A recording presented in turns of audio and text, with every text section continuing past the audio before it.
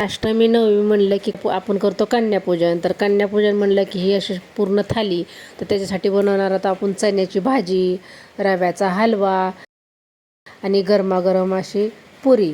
चला तर वेळ न वाया घालवता आपण रेसिपीला सुरुवात करूया.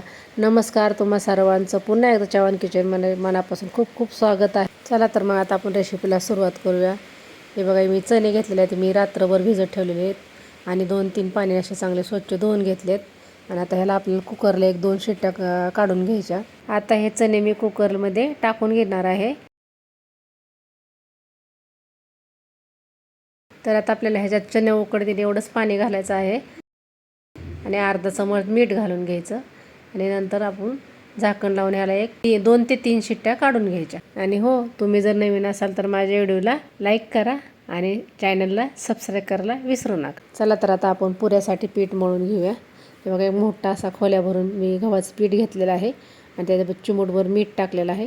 तर आता हे पाणी घालून हे आपण पीठ सगळं मळून घेऊया. हे पिठानं आपल्याला असं घट्टच मळायचं. रोजचं आपण चपात्याला मळतो ना, तर त्याच्यापेक्षा आपल्याला घट्ट मळायचं. म्हणजे आपल्या पातळ जर झालं तर पुऱ्या कशा आपल्या अशा टम्म फुगणार नाहीत ना. घट्ट असल्याच नंतर अशा पुरी कशी अशी टम्म फुगते.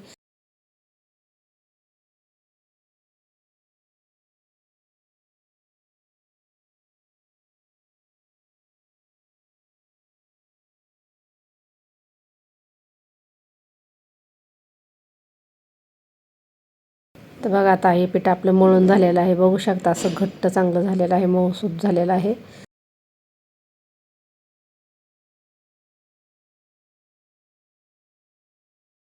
तर आता ह्याला आपल्याला एक 5-10 मिनटं झाकून ठेवून असं चांगलं पीठ भिजून द्यायचं. तर आता आपल्याला रव्यासाठी एक टोप ठेवायचा आणि त्याच्यामध्ये 2 वाटी पाणी, त्याच वाटीने 1 वाटी दूध आणि 1 वाटी साखर. त्यात 1 चमच इलायची. तर आता आपल्याला हे सर्व जिन्नस एकत्र करून साखर विरघळेपर्यंत चांगली अशी उकळ काढून घ्यायची. तर आता ही साखर अशी चांगली विरघळली पण आहे आणि दुधाला पण अशी छान असे उकळी आलेले आहे. तर आता आपण गॅस बंद करून घेऊया. तर आपण ज्या वाटीने पाणी, साखर, दूध घेतलं ना, त्याच वाटीने 1 वाटी साजूक तूप घ्यायचं. तर आता आपल्याला हे तूप चांगलं असं गरम होऊन द्यायचं. हे बघा चांगलं असं गरम झालेलं आहे. तर त्याच वाटीने आपल्याला हे 1 वाटी रवा घालायचा. तर आता आपल्याला स्लो गॅसवरती चांगला असा लालसर खरपूस रवा भाजून घ्यायचा आणि ह्याला चांगलं असं सतत हलवत राहायचं. तर बघा आता हे सतत असं हलवत राहायचं.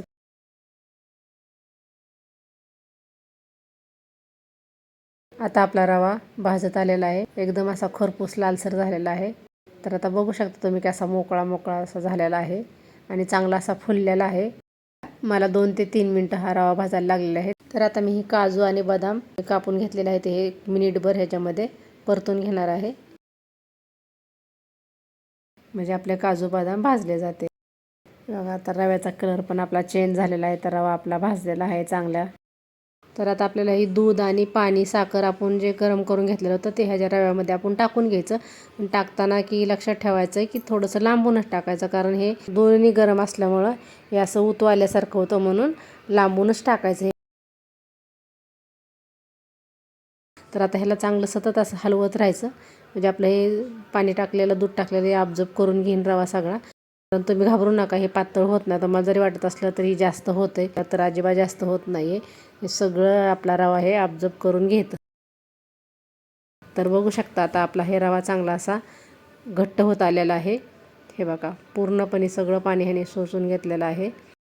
तर आता आपल्या रव्याने सगळं पाणी ऑब्झर्व करून घेतलेलं आहे. बघू शकता तुम्ही असा मऊ लुसलुशीत झालेला आहे आणि छानपैकी असा फुललेला आहे. हे बघा सगळं दूध वगैरे ह्याच्यात ऑब्झर्व करून घेतलेलं आहे. एकदम प्रसादाला बनवता असा रव्याचा हलवा झालेला आहे, खूप छान झालेला आहे.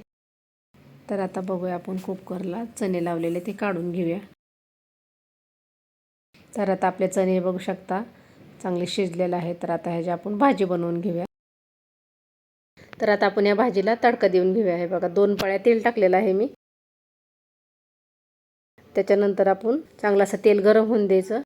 त्याच्यानंतर मी 2 विलायची टाकलेले आहे, तेजपत्ता, 1 तेजपत्ता टाकलेला आहे त्याच्यानंतर आपण 1 चमच जिरं. तर जिरं चांगलं असं तडतडलं पाहिजे आणि गॅस स्लोच ठेवायचा. फास्ट गॅसवरती जर ठेवलं तर तुम्ही करपले जाते आपली फोडणी, त्यामुळं स्लो गॅसवरतीच फोडणी द्यायची. त्याच्यामध्ये चिमूटभर हळद टाकायची.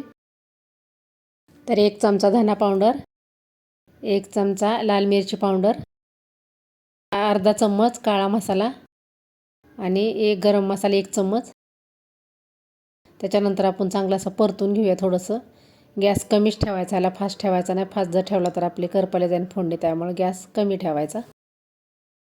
तर आता ह्याच्यामध्ये आपण उकडलेले चणे हे पाण्यासकट टाकून घेऊया. तर आता आपल्याला हे पाणी आटेपर्यंत चांगलं शिजवून घ्यायचं. तर आता बघू शकता तुम्ही आपलं की चण्यातलं पाणी सगळं आटलेलं आहे. तर आता आपण गॅस बंद करून घेऊया.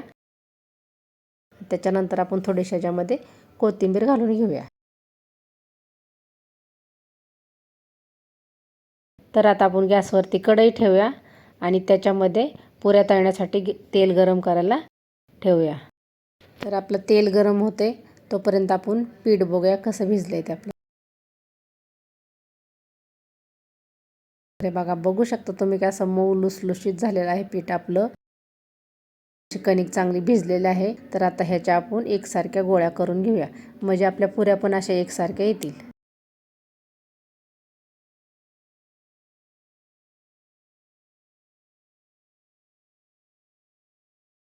तर आता आपले हे गोळे बनवून झालेले आहेत. तर आता आपण पुरी लाटायला घेऊया. हे बघा, अशा तेलावर मी थोडंसं तेल लावून लाटून घेतलेलं आहे पुरी.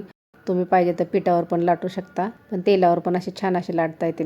पुरी पण अशी मिडियम ठेवायची, जास्त पातळ पण नाही आणि जास्त जाडसर पण नाही, म्हणजे आपली पुरी टम्म अशी फुगते. चला, तर आता आपलं तेल चांगलं तापलेलं आहे. तर त्याच्यामध्ये पुरी तळून घेऊया.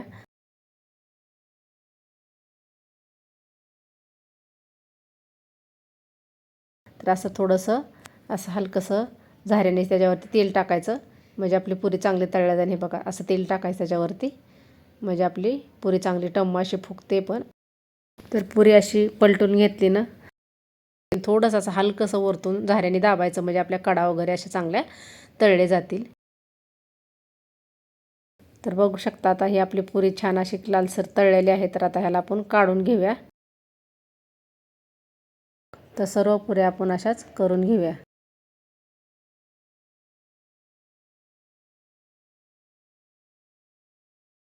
तर बघू शकता तुम्ही की सगळ्या अशा पुऱ्या आपल्या टम्म अशा फुगलेल्या आहेत.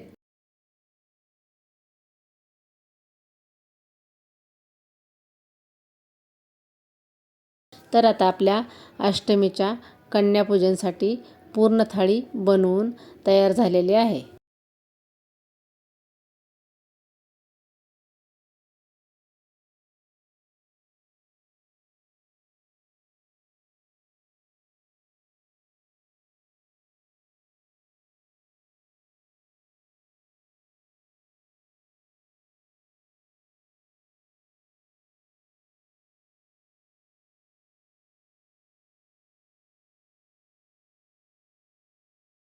तर अष्टमी स्पेशल कन्यापूजनसाठी ही माझी थाळी तुम्ही बनवून बघा. माझी जर थाळीची रेसिपी तुम्हाला आवडली तर माझ्या व्हिडिओला लाईक करा, शेअर करा, चॅनलला सबस्क्राईब करा. पुन्हा भेटूया अशाच नवीन नवीन रेसिपी घेऊन. तर माझी रेसिपी बघितल्याबद्दल धन्यवाद.